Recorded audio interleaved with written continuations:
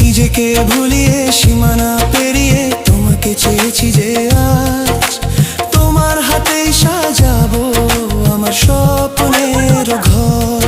আমি তোমার প্রেমে পড়ে দুনিয়া ভুলে গেছি।